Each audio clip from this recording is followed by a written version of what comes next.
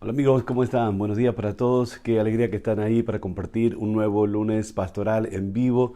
Les saludo con mucha alegría en este comienzo de la nueva semana. Espero que hayan tenido un fin de semana espectacular y que la gracia y el favor de Dios haya estado en cada uno a través de su ministerio bendiciendo al pueblo de Dios. En este día quiero hablar acerca del tema cómo superar la frustración con la gente. Cómo superar la frustración con la gente será el tema que vamos a hablar el día de hoy. Así que déjenme saber dónde se encuentran, en qué ciudad, en qué lugar, en qué estado, para mandarles un saludo a cada uno. Querido Pastor Berlo, desde allá, desde Chile. Un saludo grande, qué bueno que está ahí, amado Pastor. Un saludo grande a cada uno que cada semana nos apoya y nos acompaña en esta aventura de comunicación. Recuerden que nuestros videos están en nuestro canal de YouTube que se llama Andrés Miranda. Hay más de 50 videos de todos los temas que hemos tratado a lo largo de estos últimos años y algunos de ellos pueden ser de utilidad también para sus líderes. Así que compártalo, invite a otros pastores y amigos, ministros, líderes a sumarse a esta página. Tenemos ya más de 750 y queremos alcanzar la meta de 800 pronto. Al principio, cuando recién comenzamos, nos sentíamos tan felices que teníamos 100, pero esto ha crecido y es una alegría poder bendecir a los que bendicen al pueblo del Señor. Así que un saludo grande para Abraham allá en Monterrey, Nuevo León, México. Qué bueno que están ahí. Pastor Steven Urbina de Costa Rica, un saludo grande. Álvaro Arenas desde Amatitlán, Guatemala. Jorge Rodríguez de Tampa, Florida. Qué bueno, tenemos ya de cada pueblo un paisano. Déjenme saber dónde están y mandarles un saludo grande. Hoy vamos a hablar acerca de cómo superar la frustración con la gente. ¿De dónde sale este tema? Bueno, este tema sale de una encuesta que realizamos la semana pasada entre los pastores y los líderes, muchos de los cuales componen o integran esta página. Y en esa encuesta la pregunta inicial era, ¿cuál cree usted que son los sentimientos con los cuales más batallan los pastores en este tiempo, en este tiempo de pandemia, de crisis que nos ha tocado vivir? Una amplia mayoría, más de la mitad de los que votaron en la encuesta, dijeron que el sentimiento con el que más luchan los pastores en este tiempo es la frustración. Después apareció en segundo lugar, si no mal no recuerdo, la fatiga mental. También apareció la inseguridad y otros sentimientos en los cuales los pastores están batallando en este tiempo tan particular. Hicimos la misma encuesta en inglés para los pastores de habla inglesa y sorprendentemente o no, los resultados fueron los mismos. En primer lugar, la amplia mayoría votó que el sentimiento con el que más luchan los pastores en este tiempo es la frustración, y en segundo lugar, la inseguridad. Así que los resultados fueron bastante similares en los dos ambientes, en el ambiente de los pastores latinos y en el ambiente de los pastores americanos. Luego hicimos una segunda encuesta el día siguiente, en la cual preguntábamos, si el sentimiento con el cual más luchan los pastores es la frustración. La siguiente pregunta obvia es, ¿la frustración acerca de qué? ¿Frustrados con qué? ¿O frustrados por qué? Y dimos allí algunas opciones. Y otra vez, en primer lugar, la razón por la cual los pastores dicen que han tenido que luchar contra el sentimiento de frustración es la gente, la frustración con la gente. Luego aparecen otros motivos como ser las finanzas o el futuro, la inseguridad respecto de los cambios, pero indudablemente, y en inglés también, apareció el mismo resultado. O sea, todos los pastores, no importa de qué cultura sean, están atravesando la misma situación. Y el resultado con la encuesta de los pastores americanos fue lo mismo. La frustración con la gente es la causa número uno de la batalla y la lucha que la mayoría de los pastores están teniendo en este tiempo. Así que he sentido una carga de hablar de este tema y tratar de comprender juntos lo que está pasando y cómo superar esta situación. Déjenme saludar a algunos más que han entrado ahora. Pastor Antonio y Carmen desde Rivera, Uruguay, frontera con Brasil. a Pastor Tomás Manrique, un saludo grande, qué bueno, están ahí, el Bishop Sebastián Tirado, desde Tabasco, desde Mascuspana, perdón, a Tabasco, México, Pastor Manrique. Qué bueno, gracias a todos los que están entrando. Lupi Portillo Madrid, desde El Salvador, Nuevo León, México, Abraham Medrano. Bueno, tenemos gente de muchos lugares. Es una alegría compartir con ustedes. Muchos más van a entrar más tarde y lo van a ver durante el día. Y eso nos pone contentos también de saber que cada semana estamos conectados de esta manera, hablando las cosas que nos preocupan y nos interesa a todos. ¿Cómo superar la frustración con la gente? Es el tema del día de hoy. Y como comencé diciendo, la pandemia trajo 3 o 4 cosas que quiero mencionar en relación a nuestro trabajo con la gente. En primer lugar, hemos descubierto, hemos visto reacciones y hemos tenido revelaciones respecto de cómo la gente se maneja o cómo la gente navegó en las aguas de esta crisis de la pandemia mundial. Hemos visto reacciones en personas que no pensábamos que iban a reaccionar de esa manera y hemos tenido también revelaciones, por decirlo de alguna manera, de cómo personas reaccionaron de una manera que jamás hubiéramos pensado que iban a reaccionar así. Entonces este fue un descubrimiento que hemos hecho de nuestra propia gente. Y quiero pedirle que si usted ha pasado esta experiencia o tiene algo que aportar, por favor escríbalo ahí en nuestro chat que se pone muy interesante también cada lunes para enriquecer esta conversación y no sea solamente un monólogo. Así que ponga sus preguntas, sus comentarios ahí también. Así que lo primero fue descubrir las reacciones y esas revelaciones acerca de la gente nuestra durante este tiempo. Cuando todo está en calma, realmente uno no puede conocer a la gente, pero cuando todo cambia, cuando la crisis explota, ahí realmente aprendemos a conocer a la gente, viendo sus reacciones y teniendo esa revelación de quién es quién o de cómo cada uno va a reaccionar. En segundo lugar, también vimos cómo la gente ordenó sus prioridades durante este tiempo. Siempre hablamos de prioridades en la iglesia, pero una cosa es hablar de prioridades cuando todo está en calma y una cosa es hablar de prioridades cuando estamos en medio de una pandemia global que esta generación nunca lo había vivido. Y hemos visto, y con cierta desilusión en muchos casos, la forma en que las personas de nuestras iglesias decidieron ordenar sus prioridades. Y en muchos casos ordenaron sus prioridades de una manera no esperada y no agradable para nosotros los pastores y líderes. En muchos de los casos la gente ordenó sus prioridades de acuerdo a sus temores. Mire qué interesante esto. La gente ordenó sus prioridades de acuerdo a sus temores. Y también hemos predicado mucho acerca del temor, cómo vencer el temor y todo lo demás, todo lo puedo en Cristo que me fortalece, pero a la hora de una pandemia global tan tremenda como esta, vimos a muchas personas organizar sus prioridades en base a sus temores. Y en tercer lugar, vimos cómo la gente, el ser humano, ya lo sabíamos, pero una cosa es saberlo y otra cosa es experimentarlo, cómo las personas, la facilidad tan grande que tiene el ser humano de acostumbrarse a las situaciones, y es verdad, este rompimiento que trajo la crisis produjo cambios en los horarios, produjo el cierre de los templos, produjo la cancelación de los servicios o cultos dominicales. Y tal vez algunos de nosotros pensábamos que la gente se iban a desesperar, que la gente se iban a sentir tan mal, que iban a estar rogando y golpeando la puerta del pastor. El pastor, ya abre la iglesia, queremos ir. Pero hemos visto muchos casos donde la gente no se desesperó por eso, sino que se acostumbró a eso. Se acostumbró durante ya 5 para 6 meses de no ir a la iglesia el domingo, y para algunos, no para todos, pero para algunos ya eso es una cosa, ya se adaptaron a ese esquema. Y ahora para regresar a los templos tienen que volver a romper su propia marco de adaptación a esta realidad. Y eso es algo que el ser humano tiene, una facilidad grandísima para adaptarnos a cualquier circunstancia y seguir adelante en ese medio.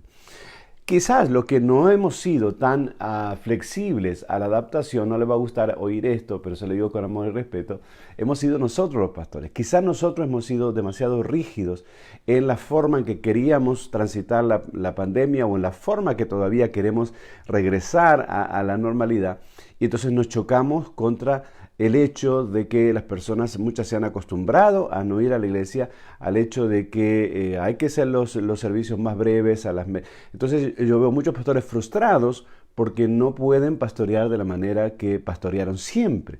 Y este es un desafío grandísimo que tenemos por delante, porque la verdad sea dicha, la manera en que nosotros pastoreábamos antes era para la realidad que teníamos antes. Pero para poder pastorear en esta nueva realidad vamos a tener que hacer muchos cambios de lo que se nos ha enseñado, de lo que hemos aprendido, lo que significa ministrar y pastorear al pueblo del Señor. Así que la pandemia nos mostró y nos reveló las reacciones, las prioridades y la facilidad que la gente tiene para acostumbrarse a las situaciones. Y también algo que nos ha desesperado mucho, creo yo, a todos, a mí en particular, y me imagino que a muchos también, díganme amén si a ustedes les ha pasado también, es el uso y abuso de ciertas palabras. El uso y abuso de ciertas palabras. Por ejemplo, la palabra precaución. Nunca había escuchado tanto en mi vida en el ámbito de la iglesia el uso de la palabra precaución como ahora. Y a veces nosotros la usábamos en nuestros sermones, pero ahora la gente la está usando. Pero hermano, ¿por qué no se apareció por la iglesia? Ya abrimos hace 2 meses. Bueno, pastores, por precaución. También la palabra responsabilidad, ¿verdad? Estoy siendo responsable con mi salud, con el cuidado, con la comunidad, ¿verdad? Cuidado es otra palabra. Restricciones. Son todas palabras que no son nuevas, pero se comenzaron a usar de una manera nueva, se volvieron una moda en un decir, pero también se han usado como excusa, se han mal usado en muchos casos, sin comprender la profundidad de su significado, ni en qué momento es bueno o correcto usarlas o no. Entonces eso ha traído muchas situaciones interesantes en la iglesia y que obviamente provocan la frustración del liderazgo cuando las personas, y usted sabe, personas que nunca han sido tan responsables, ahora son extremadamente responsables, o han puesto el cuidado de prevenir el contagio como una prioridad mucho más alta que otras prioridades. Y uno tiene que entender eso y uno tiene que, como dije antes, ser flexible ante lo que está pasando, porque lo que está pasando, no lo podemos negar. Ahora, aquí hay un punto muy importante que quiero, y le voy a tirar la primera bomba de este día. Si están listos, pónganse el cinturón de seguridad, porque le voy a tirar la primera bomba con amor y con respeto, ¿ok? Voy a saludar a muchos que están entrando ahora, los pastores queridos, pastores de allá, de Camino de Vida. Muchas bendiciones. Ruth Elizabeth de León González dice, buen día, amado pastor. Bueno, muchas gracias por estar ahí. Ventura, buen día para todos. Antonio Urbina, qué bueno. Desde Chiapas también tenemos a Keila. Muy bien, muy interesante. Ok, voy a tirar entonces la primera bomba. Tenemos que tener mucho cuidado, pastores y pastoras, líderes en general, con la tentación de polarizar las opiniones. Mucho cuidado con la tentación de polarizar las opiniones. Quiero explicar esto. Estamos en un momento donde es tan fácil polarizar las opiniones, es decir, aferrarnos a una opinión, o a una postura o a una actitud y ir con esa postura, esa opinión contra viento y marea contra los otros que no piensan así. ¿Okay? Entonces, esto lo vemos en la política, lo vemos en la lucha entre los gobiernos y los sindicatos, lo vemos, todo el tiempo lo estamos viendo afuera de la iglesia. Pero esto también ha entrado a la iglesia, y entonces cuando tú como pastor caes en la tentación de polarizar las opiniones, es un peligro bien grande, porque lo que tú vas a recibir no te va a gustar. ¿Por qué? Porque como tú diste una opinión muy contundente, una opinión muy firme y muy determinada en un sentido, entonces vas a escuchar muchas opiniones con la misma determinación, con la misma fuerza en la opinión contraria de tu propia gente. Voy a poner un ejemplo sobre esto. Si nosotros vamos a suponer que estamos abriendo la iglesia y entonces tenemos la mitad o la cuarta parte de la congregación que todavía no viene a la iglesia. Si tú como pastor te polarizas y tú dices, hermanos, ya abrimos la iglesia, ahora tienen que venir a la iglesia, no se pueden quedar en sus casas, los que se quedan en su casa son unos fríos, son unos temerosos, los que vienen a la iglesia son los mejores, son los valientes. Entonces tú vas a generar una atmósfera polarizada en la iglesia donde los que se quedan en la casa no van a venir corriendo al otro domingo por causa de lo que tú estás diciendo. No van a venir corriendo porque tú estás diciendo que ahora hay que venir. Van a vivir su proceso y cuando ellos sientan que van a estar seguros de ir, van a ir. Pero como tú estás diciendo cada día hay que venir, los que no vienen son fríos, son incrédulos, entonces ¿qué haces? Tú agrupas a esos y formas como un grupo opositor, tú mismo lo provocas, en el cual ellos se juntan, se llaman por teléfono, se hablan y dicen, mira lo que está diciendo el pastor, qué irresponsable, vamos a quedarnos acá, y se ponen de acuerdo y más se aferran a su postura, entonces se polariza la situación. ¿Qué quiere decir que se polariza? Que se forman dos bandos, uno a favor de ir a la iglesia, otro en contra de ir a la iglesia. Y el principal que instigó esa situación fue el propio líder o el propio pastor. Cuando el pastor se aferró a una postura, estoy poniendo un ejemplo, puedo poner otros ejemplos en otras áreas, pero un ejemplo que todos podamos entender. El pastor dice, no señores, ya hay que venir, ya no se queden en su casa, los que se quedan en su casa son unos dormilones, son unos flojos. Entonces los que se quedan en su casa se sienten ofendidos o se sienten presionados. Y cuando las personas se sienten presionadas, en vez de actuar, se encierran más todavía, se abroquelan entre ellos. Entonces tú mismo generas que se forme un grupo en el otro extremo. Entonces vas a tener dos grupos de opinión en la iglesia muy fuertes, unos que opinan que hay que venir, otros que opinan que no hay que venir, y tú te quedas atado, por decirlo de alguna manera, a uno de los grupos y pierdes influencia sobre el otro grupo. ¿Por qué? Porque tú polarizaste la opinión de la gente, tú polarizaste tu propia gente, ¿ok? Entonces, yo entiendo la razón por la que lo hacemos, yo me veo tentado a eso muchas veces en muchas situaciones, no solamente en ir al templo.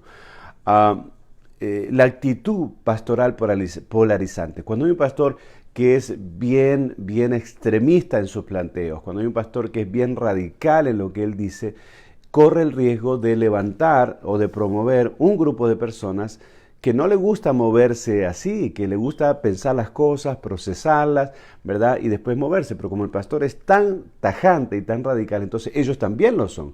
Y entonces ellos también te van a mandar mensajes polarizantes y te van a decir, pastor, usted es un irresponsable, usted está arriesgando a la gente, usted está poniendo mucha presión para la gente, si alguien se contagia o si alguien se muere, usted va a tener la culpa. Entonces se genera en la iglesia una tensión entre los dos grupos muy peligrosa, porque daña la amistad, daña la coinonía, daña la unidad y te deja a ti aislado como líder, te deja aislado. Entonces tenemos que ser cuidadosos en este sentido porque hay un ambiente de mucha sensibilidad en las personas y nosotros tenemos que tener paciencia, porque siempre los pastores y los líderes cosechamos lo mismo que sembramos. Esta es la segunda bomba del día. Siempre los pastores cosechamos lo mismo que sembramos. Si tú siembras posturas radicales, si tú siembras una opinión extremadamente firme, si tú siembras una actitud polarizante, tú vas a recibir polarización, oposición, y eso no te va a gustar. Y va a decir, pero se me está dividiendo la iglesia. Claro, se está dividiendo porque tú estás fomentando, estás fogoneando, como decimos en mi pueblo, esa actitud. Entonces, en este sentido, tenemos que ser pacientes y tenemos que ser balanceados para que no se nos formen dos bandos, porque tú eres el pastor de todos, de los que no tienen miedo y de los que tienen miedo, de los que ya quieren venir a adorar y de los que todavía quieren seguir mirando por la pantalla los servicios, de los que piensan que ya no hay peligro y de los que piensan que todavía es muy peligroso salir a la calle. Tú eres el pastor de todos. Tú eres el pastor de todos y tú tienes que tratar de mantener a tu gente unida, tienes que tratar de mantenerte sensible a las dos posiciones o más que pudieran haber y tienes que mantenerte hasta cierto punto neutral en esas opiniones y sabiendo inteligentemente cómo definir las prioridades de la iglesia. En cierto punto de la pandemia nosotros decíamos, hermano, no se preocupen, quédense en su casa, protéjanse, protejan a su familia, vamos a mandar el servicio online, vamos a transmitir en vivo, van a tener el mejor servicio que podamos hacer, vamos a mandarles el bosquejo, y le hicimos de todo y priorizábamos eso, que la gente se quedara en su casa, que igualmente nosotros íbamos a estar en el templo produciendo online el servicio. Y ese era el énfasis. Pero ahora que abrimos la iglesia, el énfasis cambió. Ahora yo ya no digo eso en mis promociones. Ya no enfatizo que sí se puede ver el servicio online todavía y seguiremos por mucho tiempo o quizás para siempre con el servicio online. Pero ahora mi énfasis cambió. Mi énfasis ahora es que bueno estar en la casa del Padre, experimentar la presencia del Señor, ver a los hermanos. Ahora es eso lo que yo enfatizo, ¿verdad? Sin que se sientan mal los otros. Siempre le decimos, pero también usted lo puede seguir viendo online, pero no pongo el énfasis allá, lo pongo acá. Entonces la gente va interpretando esos mensajes de ver dónde, pero si yo me pongo radical y digo, hermanos, tienen que venir ahora, no sean temerosos y que esto y que lo otro, entonces voy a levantar yo mismo un ambiente o un grupo que va a estar sintiéndose demasiado presionado por mí como líder a hacer algo que ellos todavía sienten que no deben hacerlo o que no quieren hacerlo. ¿Okay? Entonces tenemos que ser pacientes, tenemos que ser el pastor o líder de los dos grupos, tenemos que entender y ser empáticos con los dos grupos y mantenerlos en lo posible, pastores, mantenernos en lo posible afuera de cualquier controversia, afuera de cualquier controversia. Es mejor que ellos piensen que tú no estás opinando mucho a que tú estés opinando todo el tiempo y estés generando todo el tiempo esa tensión entre las posiciones de los que están de acuerdo con el pastor y los que están en contra. Mejor que tú te mantengas callado, que te mantengas como el Señor Jesús, ¿verdad? Que tenían que preguntarle, ¿y tú qué dices o qué opinas o qué dices de lo otro?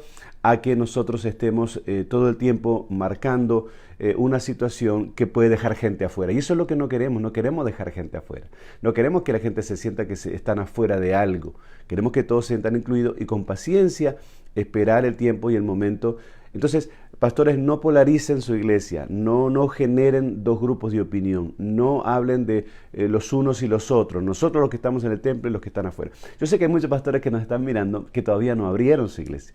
A ustedes les va a ir mucho mejor que a nosotros porque están escuchando ahora los ejemplos y los testimonios de lo que nos ha pasado a aquellos que hemos estado en el proceso de apertura o como nosotros de segunda apertura porque abrimos y después tuvimos que volver a cerrar. Hemos aprendido mucho de esta manera. Entonces, aquellos que todavía no abrieron tienen que tomar mucha nota de lo que porque van a pasar, se los prometo, van a pasar por estas situaciones.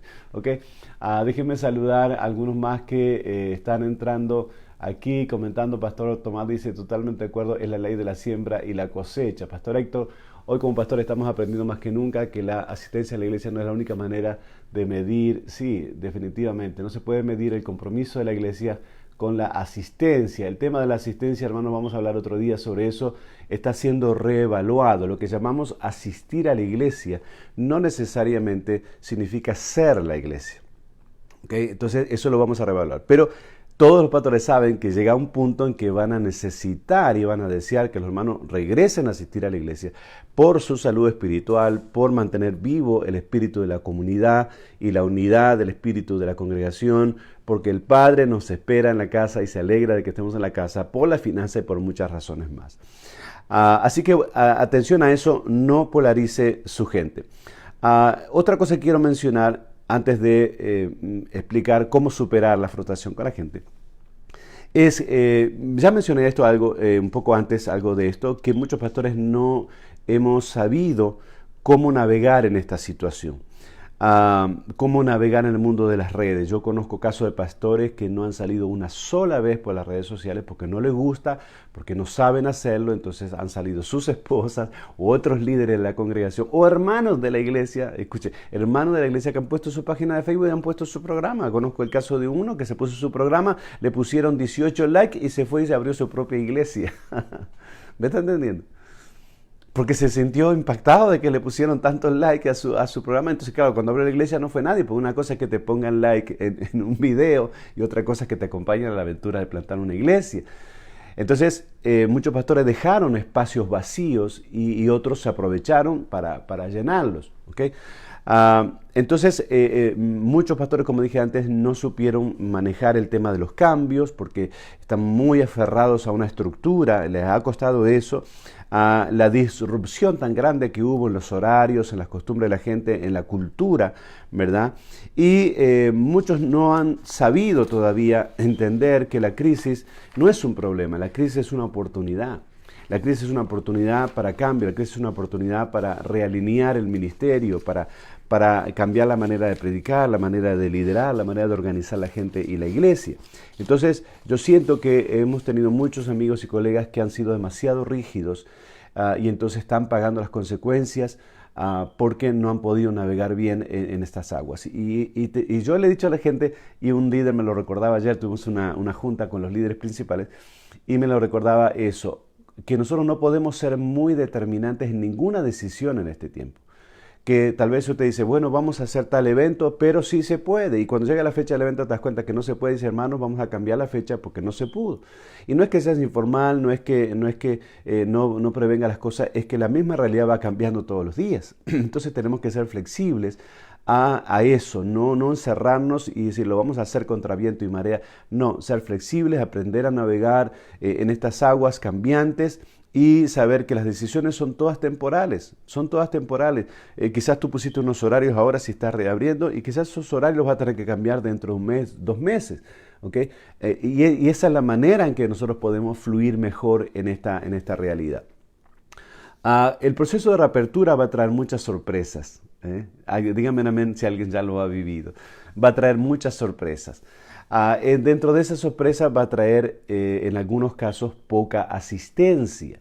Otra vez, no pienses, pastor, pastora, que la gente está desesperada, que tú abras la iglesia y el día que abres la iglesia van a hacer línea o una fila fuera para entrar. Es muy probable que eso no va a pasar, ni siquiera va a pasar en las iglesias más grandes.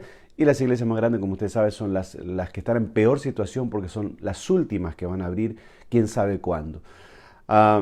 Entonces nos vamos a encontrar con eso, con poca asistencia. Nos vamos a encontrar con una economía baja, una situación financiera de la iglesia baja. Vamos a encontrar que algunos se fueron, que algunos directamente no van a volver, no importa cuándo tú abras. Quizás volverán dentro de meses o años o quizás nunca volverán. Ya yo me decía el pastor, ¿y los que se van a dónde se van? No tengo ni idea, la verdad. Me imagino que no van a ninguna parte, que se quedan en su casa, que les gustó quedarse en su casa o que encontraron la manera de adorar en su casa. Vas a encontrar cuando empiece el proceso de reapertura algunos que se enojaron. Algunos se enojaron quizás porque abriste muy temprano y otros se enojarán porque abriste muy tarde. Pero vas a encontrar muchas situaciones de personas enojadas o también vas a encontrar situación de personas que se enfriaron, que de no ir a la iglesia por largos meses, un día, como decía el chiste, abrieron los ojos y estaban adentro de una cantina. Y dice, yo no sé cómo llegué hasta aquí, cuando me di cuenta estaba tomando aquí una cervecita en la cantina. Vas a encontrar casos de esos también. Así que el proceso de reapertura, hermanos, va a traer muchas sorpresas, va a traer una caja de Pandora, como decimos, y tenemos que estar listos para eso y no tener una expectativa irreal de lo que va a suceder, ¿okay? Dice que el golpe que te derriba es el que no ves venir. Entonces que tú hagas un cuadro y digas, bueno, yo sé que esto es lo que puede pasar. Quizás te pase o quizás no te pase. Quizás vengan todos, quizás nadie se vaya. Pero tienes que ver que eso está pasando. Yo estoy tomando notas todas las semanas de lo que me van contando los pastores y he armado esta lista. Me han dicho, pastor, esta persona era tan fiel y ahora que abrimos la iglesia no vino y me ha dicho que quién sabe cuándo va a volver. O tenía un líder así y no se apareció y después cuando le pregunté me dijo que había caído en pecado. Estas son cosas que han pasado. Estas situaciones que muchos ya están viviendo ha producido el resultado de la encuesta que mencioné al principio, donde más del 50% dijeron que el sentimiento con el cual más luchan los pastores en esta temporada es la frustración. Y cuando pregunté frustración con qué o por qué o acerca de qué, dijeron en su mayoría que era frustración con la gente. ¿Okay? Así que ahora me voy a meter ya en el tema propiamente, la introducción se hizo un poco larga. Para analizar este tema de la frustración con la gente, como siempre hacemos, nuestro mejor ejemplo y modelo es nuestro Señor Jesucristo. ¿Okay? Jesús también se sintió varias veces en su ministerio frustrado con la gente. Voy a mencionar solo algunas rápidamente. Cuando había un hombre que tenía a su hijo enfermo y que dice que tenía un espíritu que lo arrojaba al fuego, que echaba espuma por la boca y todo eso, el hombre le dice a Jesús que llamó a los discípulos para no molestarlo a él, pero los discípulos no pudieron sanarlo. No pudieron sanarlo. Entonces Jesús expresa una frase muy interesante. Algunos dicen que lo que Jesús dijo iba dirigido a la multitud o que iba dirigido al hombre, a la familia, y otros dicen que iba dirigido a los discípulos. ¿Cuál es la frase que Jesús dice? Generación incrédula y perversa, ¿hasta cuándo los voy a tener que soportar? ¡Wow! Jesús, eso salió de la boca de Jesús.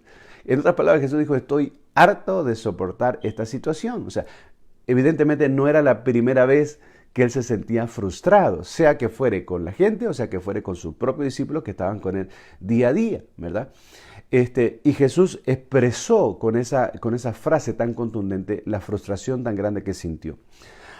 Otra ocasión en que Jesús se sintió frustrado con la gente fue cuando se sube a la colina y mira la majestuosa ciudad de Jerusalén y pronuncia esa frase que dice, Jerusalén, Jerusalén, que matas a tus profetas. ¿Cuántas veces como la gallina que trata de reunir bajo sus alas sus polluelos, quise juntarlos y no quisieron?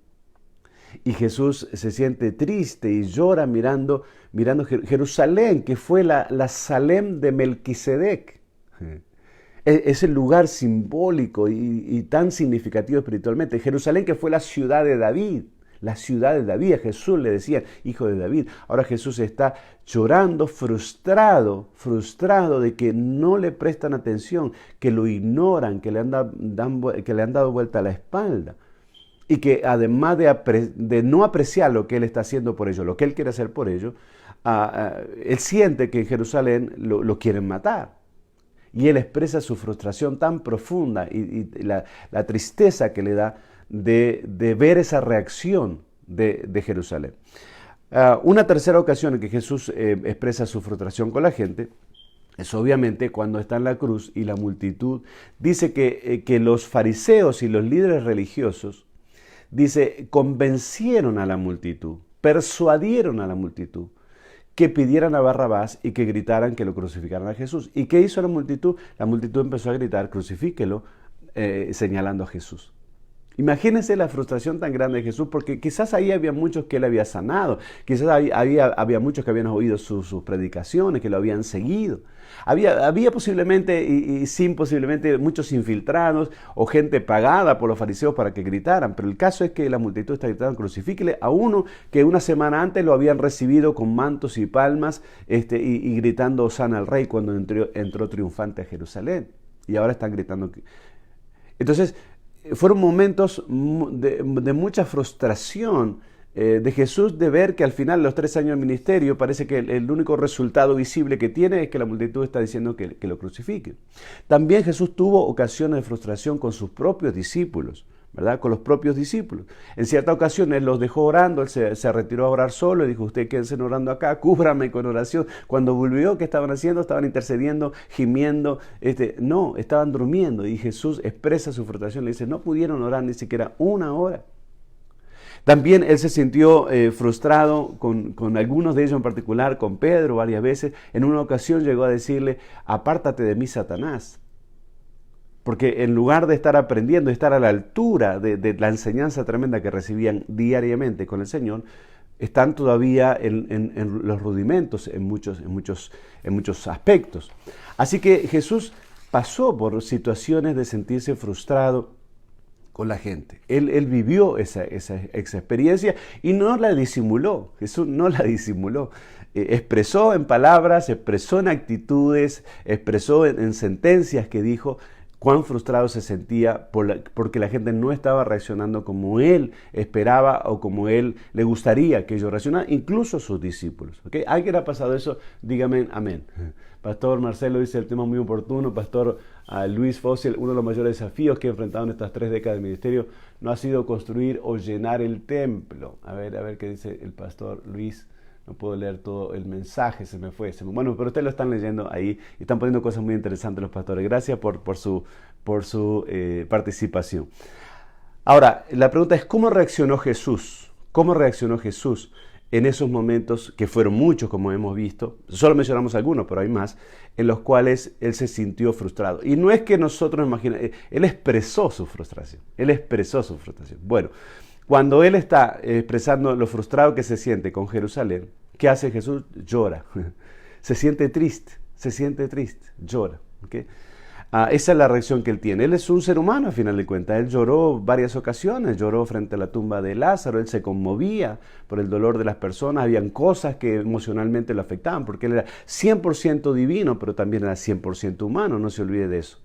O sea, en él estaban las dos naturalezas operando activamente. Así que ante la frustración con Jerusalén, Jesús llora, emocionalmente se quiebra, emocionalmente él está experimentando esa tristeza. Cuando él dice, generación incrédula y perversa, ¿hasta cuándo los voy a soportar? ¿Qué hace Jesús? Escuche, esto es muy interesante. No solamente expresa la queja. Después que él se queja y expresa su frustración, le dice a la familia, a los discípulos, dice, tráigame el muchacho acá. Y le traen al muchacho endemoniado y Jesús dice que expulsa al demonio y sana al muchacho. O sea, a pesar del momento de frustración que Jesús sintió por el entorno que estaba ahí, eso no frenó a Jesús de hacer el milagro, no lo frenó de hacer el ministerio. Siguió adelante, hizo el milagro, hizo el ministerio y después en privado le enseñó algunas cosas a los discípulos respecto a esa situación. Entre otras cosas les enseñó y le dijo, y ellos le preguntaron, ¿por qué nosotros no pudimos echarlo fuera? Y él le dijo, porque hay algunos géneros que no salen sino con oración y ayuno, les explicó. O sea, aunque él se sintió frustrado y expresó de una manera bien clara su frustración, eso no lo detuvo, siguió adelante, sanó al muchacho, enseñó a su discípulo y el Señor Dios fue glorificado. En la situación cuando la multitud le grita, crucifíquele, ¿qué hizo Jesús? ¿Se acuerda usted? Imagínense que te venga toda tu congregación y que te vengan a acusar de que abriste el templo muy temprano, que se infectaron algunos hermanos y vengan todos los miembros a decir, hey, saquen a este pastor, crucifíquelo. Qué frustración más grande, ¿verdad? Tú te preocupaste, le mandaste mensaje online toda la cuarentena y ahora están todos descontentos contigo y todos quieren echarte la culpa porque un par de personas se infectaron. ¿Qué es lo que tú haces? Bueno, Jesús lo que hizo ante esa situación, oró al Padre y le dijo, Padre, perdónalos porque ellos no saben lo que están haciendo. Perdónalos porque no saben lo que están haciendo. ¿Cómo reaccionó Jesús cuando se sintió frustrado con sus discípulos? Y esta es la parte que más me gusta. ¿Qué hizo Jesús? Lo echó a Pedro del grupo, lo echó a Jacobo y al otro que querían sentarse uno a la derecha y uno a la izquierda y mandaron a la madre a interceder por ellos a Jesús. No los echó, no los bajó de categoría, no dejó de hablarles por largos meses, no los puso en disciplina. No, siguió trabajando con ellos. Y en el momento después de los 3 años que se suponía que Pedro debía graduarse de discípulo de Jesús, Pedro comete su mayor error, mete la pata lo más profundo que podría meterla.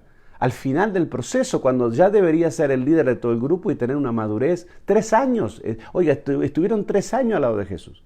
3 años. A veces tú tienes uno que está hace 3 meses en la iglesia y ya quiere subir al púlpito a predicar. Estos estuvieron 3 años recibiendo la formación de Jesús y al final Pedro hace lo que hizo. Ustedes saben, negó al Señor, entonces se sintió mal consigo mismo, pensó en dejar el ministerio, de hecho lo dejó, se fue, ¿ok? Qué cosa tan frustrante, el Señor está ahí. Hay uno de los evangelistas que dice que cuando canta el gallo el Señor se da vuelta y mira a Pedro y Pedro lo mira a él y las dos miradas se cruzan, Yo me imagino Pedro pensando que Jesús lo está condenando, que Jesús le está diciendo, viste, te dije que me ibas a negar, y me imagino todo la película que había en la mente de Pedro. Sin embargo, Jesús no estaba haciendo nada de eso. Jesús estaba diciendo, Pedro, tranquilo, acuérdate del día que te di la llave, acuérdate del día que te invité a seguirme, acuérdate de cuántas veces dije que tú ibas a hacer algo grande para el reino de Dios. Pero Pedro no puede pensar en nada de eso porque está demasiado afectado por lo que acaba de hacer, por el error que acaba de cometer. Pero cuando pasa el tiempo, usted sabe, Pedro se convierte en uno de los líderes principales, escribe unas cartas tremendas que ni siquiera parece que fuera la misma persona. Cuando predica se convierte en 3.000, Pedro sana hasta con la sombra, parece un tipo completamente diferente al que negó al Señor. Pero ¿cómo logró eso? Logró eso porque aunque el maestro se sintió frustrado con él varias veces, le tuvo paciencia, lo mentoreó, lo fogueó, lo formó, lo esperó, lo perdonó, le dio una nueva oportunidad. Es posible que tú tengas en tu equipo gente muy valiosa, que sean diamantes en bruto. Bueno, algunos son más brutos que diamantes, pero el diamante está ahí. Y que tú en un momento de frustración puedes quebrarlo, puedes romper la relación, puedes descartarlo, puedes sacarlo del grupo y perderte la posibilidad de que sea un Pedro, un apóstol, alguien que Dios va a usar tremendamente de aquí a 5 o 10 años. O sea, no mires solamente el tiempo de la cuarentena, mira futuro, mira que esa persona que hoy te está decepcionando, quizá dentro de 10 años va a ser alguien grande que Dios va a usar poderosamente, pero nunca va a llegar ahí si tú no te conviertes en su mentor, en su maestro, en alguien que puede darle oportunidades a esa gente que hoy te hace sentir frustrado, pero que mañana pueden ser tesoros en vaso de barro, que ya son tesoros en vaso de barro, pero que necesitan la paciencia de un mentor, de un líder que les dé oportunidades, que los perdone y que los ayude a seguir como hizo Jesús con sus discípulos. ¿Okay? Así que, ¿cómo reaccionó Jesús ante la frustración? Bueno, ya se lo dije, lloró, o sea, la expresión emocional, la ira, la bronca, como decimos en mi barrio, a veces la sentimos, somos seres humanos, somos pastores, a veces nos da ganas de agarrar a uno por el cuello y zamarrearlo y decirle, despiértate tú que duermes. Entonces, no podemos siempre estar aparentando que no sentimos lo que en realidad sentimos, o sea, eso tiene que salir. Hay momentos en que vas a llorar, hay momentos que vas a sentir rabia, que vas a sentir esa ira santa o no tan santa. Las emociones las puso Dios ahí para que sean el canal de expresión de nuestros sentimientos. O sea, eso tiene que fluir, tenemos que sanar, no tenemos que dejar eso guardado ahí y decir, no, está todo bien, yo tengo control de todo, yo estoy más allá del bien y del mal. No, a veces nos enojamos, a veces nos entristecemos, a veces nos sentimos defraudados y tenemos que, y este es un secreto que le quiero decir, la tercera bomba que le voy a tirar esta mañana, no llore delante de la gente, llore delante del Señor. No se queje delante de la gente, quéjese a solas en su cuarto delante del Señor, llore todo lo que tenga que llorar ahí en la intimidad con Él. No derrame sus lágrimas delante de la gente porque eso no ayuda a nadie ni bendice a nadie. Llore delante de quien tiene que llorar. Entra a tu cuarto, cierra la puerta y en privado pon las cosas sobre la mesa delante del Señor y lo que tú ores y lo que tú llores en privado, el Señor te lo va a recompensar en público. ¿Okay? La segunda reacción de Jesús fue, él siguió adelante, se sintió frustrado, dijo, esta generación perversa, incrédula, pero él hizo el milagro, o sea, no se fue a su casa, o sea, no tengas arranques emocionales que dejen confundir a la gente, no, haz lo que tienes que hacer, haz el ministerio, predica mejor que nunca, ministra con más unción que nunca, lidera con frescura, con idea y con creatividad más que nunca, o sea, supera, salta por encima de la frustración y sé el mejor tú que tú puedes ser, nadie puede ser mejor tú que tú, ¿ok? Entonces, prepara unos sermones como nunca has preparado, busca al Señor como nunca le has buscado y sigue adelante. Jesús estaba frustrado, pero sin embargo hizo el milagro, la gente quedó sorprendida y Dios fue glorificado. La tercera reacción de Jesús ante la frustración fue el perdón. Fue el perdón. Señor, si no hubiera la pandemia, quizás la gente hubiera actuado de otra manera, pero esto fue lo que pasó y es que la gente la sorprendió. La gente no tiene experiencia en pasar por pandemias, no pudieron reaccionar de otra manera. Cada uno reaccionó como pudo, como supo, como le salió. Entonces que tú puedas tener un corazón que pueda entender y pueda perdonar. No un corazón, digamos, complaciente o condescendiente, pero siendo empático a lo que la gente hizo. Y no dejar que el resentimiento eche raíz en tu corazón. Jesús estaba a punto de regresar al cielo y él no podía regresar al cielo con resentimiento. Por eso perdonó, a la última hora perdonó para mantener su corazón sano y poder entrar en la gloria del Padre con un corazón sano. Y finalmente, ante la frustración con los discípulos, Jesús continuó su formación con ellos, los continuó formando. A veces cuando tú te enojas con alguien, la primera reacción es hacerlo a un lado. La primera reacción es decir, yo no quiero saber más nada con esta persona, en el momento que más lo necesitaba me falló, no vino, tuvo una mala actitud, así que yo a lo corté, le hice la cruz, como decimos en mi barrio. No hagas eso porque tú también cometiste errores y sin embargo el Señor te dio la oportunidad, un líder te dio la oportunidad y tú estás donde estás. Entonces, continúa formando a tu gente. Quizás quizás, y lo voy a decir al final tengo la bomba más pesada, se la voy a tirar al final con amor y respeto. Quizás tú no formaste algunas áreas de la vida de tus discípulos bueno, pues nadie sabía que iba a venir una pandemia. Entonces, cuando todo está calmo, nosotros no hacemos provisión para el tiempo de crisis, ¿verdad? Y entonces cuando el tiempo de crisis viene nos encuentra desprovisto de herramientas emocionales, desprovisto de oración, desprovisto de ayuno, desprovistos de la armadura de Dios. Entonces la armadura de Dios está archivada en algún lugar y cuando hay que ir a buscarla porque hay una crisis ni sabemos dónde está el casco ni dónde está la espada. ¿Me está entendiendo lo que estoy diciendo? Puedo usar esto para un sermón en el futuro si quiere. Así que mi consejo esta mañana es, número 1, ten expectativas realísticas o expectativas realistas acerca de la gente. Gente es gente. Gente siempre te va a sorprender. Entonces, ten expectativas realísticas. Número 2, la gente hace las cosas por las razones que ellos piensan, no por la razón que tú piensas. Otra vez, la gente hace las cosas por las razones que ellos piensan, no por las razones que tú piensas. Así que cuando tú esperas algo de la gente, tienes que ponerte en la mente de ellos, en los pies de ellos, para saber cómo es que van a actuar o tener una idea. Porque tú piensas que van a actuar de una manera, no significa que van a actuar de esa manera, van a actuar de acuerdo a lo que ellos piensan. Por eso he dicho varias veces en esta ocasión que lo que tú enseñas con firmeza y con consistencia en los tiempos calmos, eso va a ayudar a la gente en los tiempos de crisis. Pero tienes que ser consistente en los valores que tú vas a fundamentar en sus vidas, los cimientos que vas a poner, porque eso va a aparecer en los tiempos de crisis. Entonces, lamentablemente, en los tiempos de crisis muchas veces lo que aparece es lo que hemos sembrado, por eso hay que ser muy, muy perseverantes. Si todo está bien ahora, pero yo voy a entrenar mi gente para que cuando venga una guerra espiritual o una guerra del tipo que sea, ellos puedan responder bien a eso. ¿Okay? Así que número 1, ten expectativas realísticas. Número 2, la gente hace las cosas por las razones que ellos piensan, no por las razones que tú piensas. Número 3, debes tener paciencia y no polarizar a tu gente. Ten paciencia, tú eres el pastor de los valientes y eres el pastor de los cobardes. Tú eres el pastor de los que quieren ya venir al templo y eres el pastor de los que no quieren venir al templo hasta el año que viene. Tú eres el pastor de todos.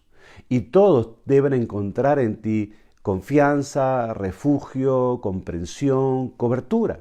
Ahora, si tú te alineas con un grupo, por ejemplo, el grupo de los que quiere venir, y dice los demás son estos o los otros, tú los pierdes. Tú no puedes tener influencia sobre alguien que tú has alejado de ti. O sea, cuanto más los alejas, menos influencia vas a tener.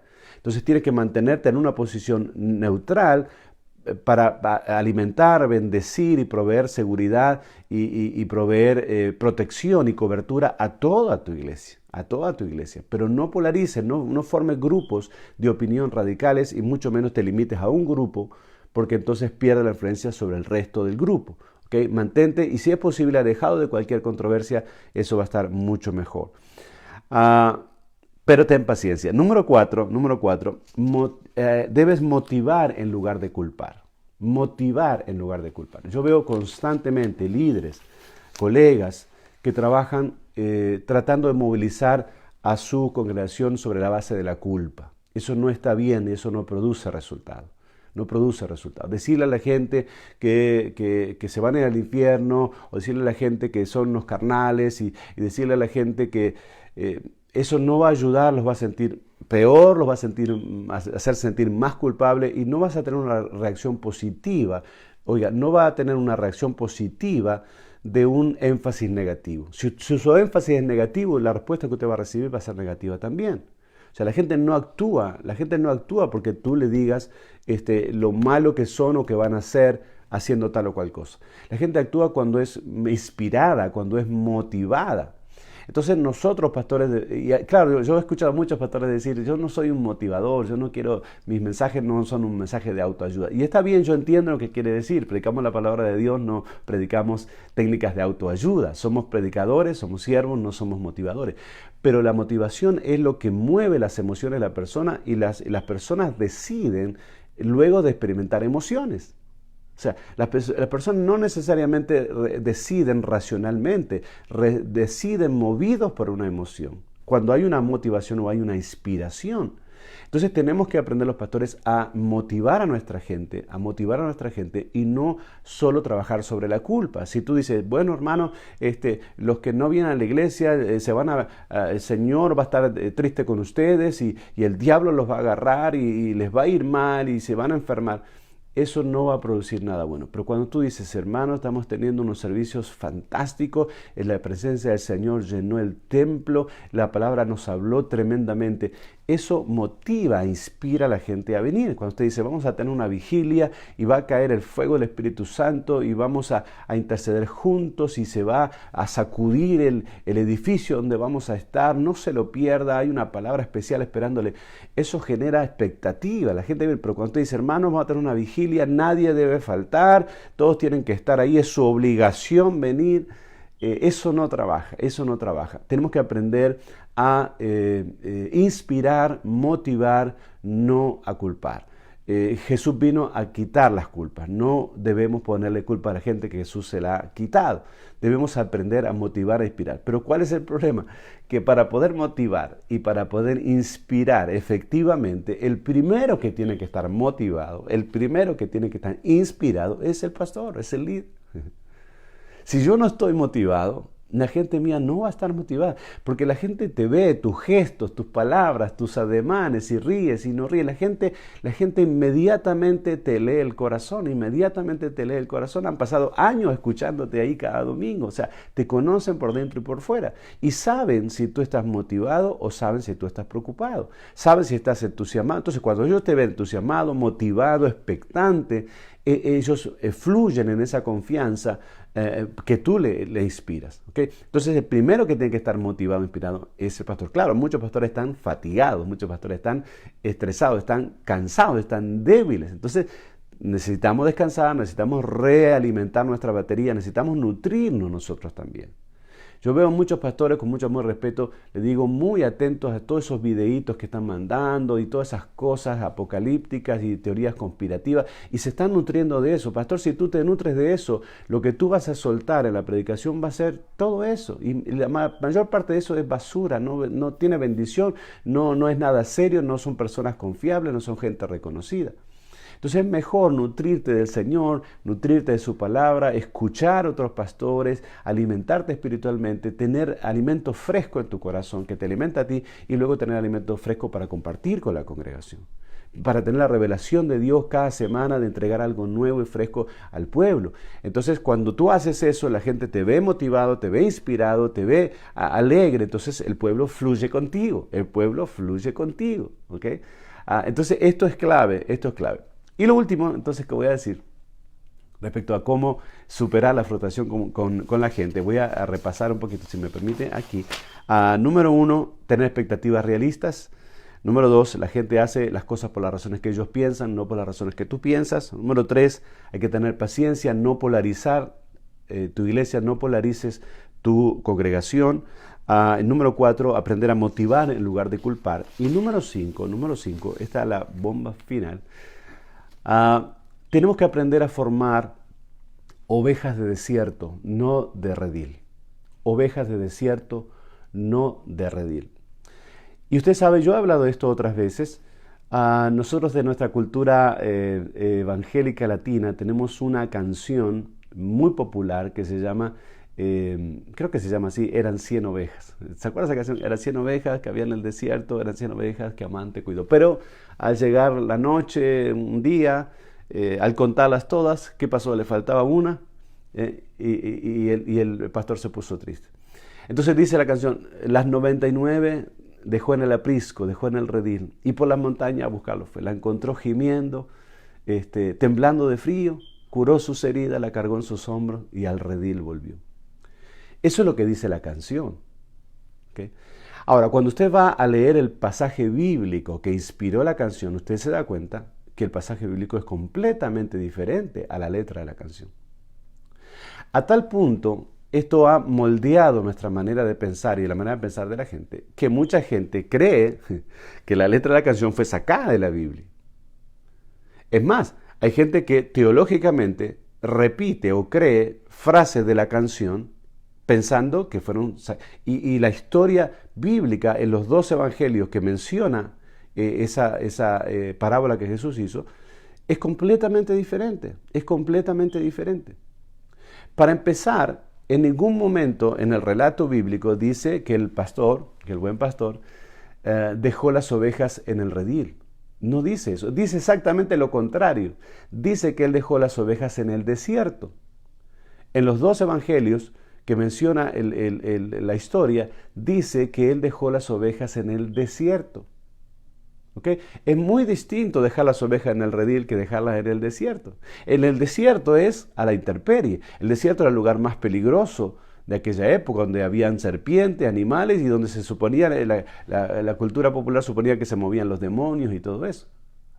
El redil es el lugar seguro, es el refugio de las ovejas, pero dice la Escritura que él no las dejó en el redil, las dejó en el desierto.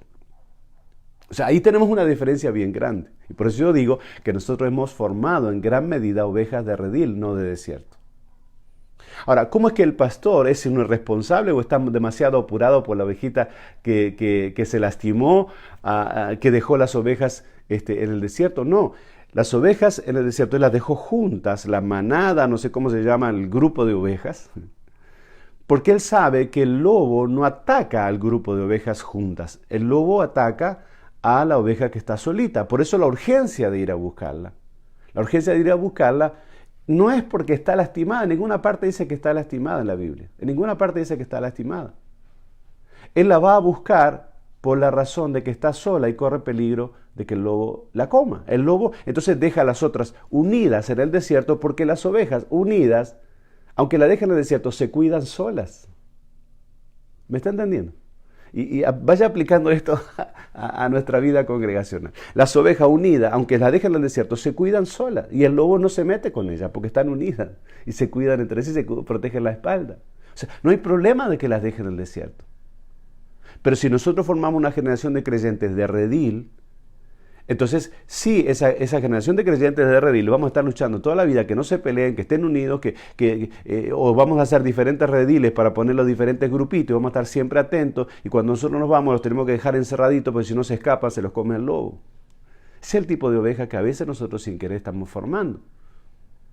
Entonces dice que el pastor se va a buscar la oveja, pero en ninguna parte en la Biblia, en la canción sí, pero en la Biblia no, dice que está lastimada, o que se quebró la patita.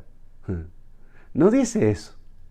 No dice que la cura. Entonces hay mucha gente que dice, pastor, que hay una ovejita que usted tiene que ir porque la Biblia dice que el buen pastor va a buscar la ovejita y que le venda la patita y que la trae en los hombros. Hermano, eso no dice en la Biblia. Claro, es lo que ellos se están refiriendo a esos creyentes mañosos. Incluso dice la Escritura, lo que dice la Escritura, que la razón por la cual la oveja se separó del grupo dice textualmente, que se descarrió. ¿Qué significa que se descarrió? Que se salió del carril. ¿Me está entendiendo? Se descarrió quiere decir que se salió del carril, se distrajo mirando el paisaje, quién sabe qué, se separó del grupo, entonces se perdió. No es que metió la pata y se quedó una piernita y pobrecita, ya tiene que ir el pastor a buscarla, porque muchas veces pasa, es que en nuestra congregación siempre es la misma ovejita la que se quiebra la pata, siempre es la misma, hay que ir.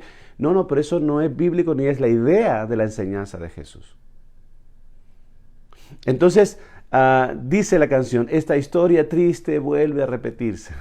Pero en la Biblia no es una historia triste, es una historia alegre, porque dice que el pastor regresó feliz. ¿Cuál es la felicidad del pastor? Reintegrar la que se había descarriado, reintegrarla al grupo. Ya no corre peligro, ahora está unida al cuerpo, está unida al cuerpo de Cristo, que es la iglesia, en el caso de un hermano o de un miembro. Entonces yo siento que quizás nosotros hemos entrenado demasiado ovejas de redil y no hemos entrenado ovejas de desierto. ¿Cuál es la diferencia? Las ovejas de desierto se cuidan solas. Las ovejas de desierto no son dependientes del pastor. Las ovejas de desierto saben estar en unidad con otras porque son inteligentes y saben que si están juntas el lobo no se las come. Las ovejas del redil son mañosas, son egoístas, son individualistas, ¿verdad? Entonces tú tienes que estar siempre cuidando y cerrando el redil para que no se escapen. Tú no puedes faltar, tú no puedes alejarte porque entonces las ovejas se van a ir. Las ovejas de desierto tú las puedes dejar solas. Saben permanecer en el grupo, saben cuidar la unidad ante el peligro. Las ovejas de desierto te esperan. Las ovejas de redil, dice, pastor, usted no estuvo, vino otro pastor, yo estuve escuchando por YouTube otro pastor de otra iglesia, así que después que pase la pandemia me voy a la otra iglesia porque me gustó mucho cómo predica el pastor aquel. Para peor ahora con esto de las redes, hermanos, tenemos que tener mucho cuidado los pastores, ser auténticos y ser sinceros, porque el hecho de que nosotros prediquemos por las redes y que nos miren cientos o miles de personas, no nos convierte a nosotros en el pastor de todos. Porque muchas ovejas que nos miran son ovejas de otros pastores. Entonces no tenemos que sentirnos con derecho a autoridad sobre las ovejas que no son nuestras. Sí, predicamos, todo el mundo escucha, pero eso no te convierte en el pastor favorito o en el único pastor del que todo el mundo te está mirando. O sea, tenemos que tener cuidado con eso y no dejar que se nos llene la cabeza de papelito, como decimos en mi barrio. Las ovejas de redil no las puedes dejar solas. Se pelean, se dividen, no se cuidan y no te esperan. No te espera. El buen pastor dejó sus ovejas en el desierto porque era, como dice un pastor amigo mío, eran ovejas ninja. ¿Okay? Eran ovejas fieles, valientes, que se cuidan las espaldas y que esperan a su pastor, no tienen drama con eso. Entonces, como pastores tenemos que invertir, quizás esta pandemia nos ayude a entrenar una generación de ovejas de desierto, o sea, ovejas todoterreno. Y yo pensaba, y le iba a titular así a esta charla. Nosotros tenemos pastores todoterreno, pero tenemos ovejas de redil. Nos hemos convertido en pastores todoterreno, aguantamos lo que venga, pasamos cualquier temporada, atravesamos pandemia, haya o no haya, tengamos comida o no tengamos comida, enfermos o sanos, nos paramos y predicamos. Somos pastores todoterreno, pero nuestras ovejitas son ovejas de redil. Las hemos entrenado para ser ovejas de redil. Eso tiene que cambiar, ese paradigma tiene que cambiar. No las vuelvas dependientes de ti, vuélvelas dependientes del Señor. No les alimentes la idea de que si tú estás ya están seguras. No, aunque tú no estés, el Señor está con ellas, van a estar seguras. En tiempos de calma y en tiempos de pandemia. En el redil o en el desierto, ellas van a estar juntas, van a entender lo que significa estar juntas, protegerse mutuamente, cuidar la unidad del espíritu. No el amiguismo. Cuando hablo de la unidad de la congregación no estoy hablando de amiguismo. No tienes que formar el club de mejores amigos, como dijimos el lunes pasado. Tienes que dejar fluir la unidad en el espíritu, es lo que dice la Biblia, solícitos en guardar la unidad del espíritu. La amistad se rompe, pero la unidad en el espíritu no se rompe, y es eso lo que tiene que unir a tu congregación, la unidad en el espíritu, no el amiguismo, no la amistad humana. ¿Okay? Entonces yo creo que algo que a mí me ha enseñado esta pandemia es que debemos entrenar ovejas de desierto, no ovejas de redil. Es decir, creyentes fuertes, creyentes sólidos, que se cuidan a sí mismos, que saben orar por sus propios hijos, que saben mantener una vida devocional con el Señor, que no son dependientes de ti ni de mí. Claro, a nosotros nos gusta ser necesitados, pero eso no es nuestra función. Nuestra función es unirlos a ellos al Padre y que necesiten al Padre, no que te necesiten a ti y a mí. La función nuestra cada domingo no es llegar y que la gente nos abrace y nos ame un poquito más. La función nuestra cada domingo es que la gente ame más a Cristo y necesite más de Cristo cada día. Esa es nuestra función. Así que yo les animo, hermanos y amigos, se me hizo un poquito largo hoy, disculpe, pero les animo a no desanimarse. Les animo a no desanimarse.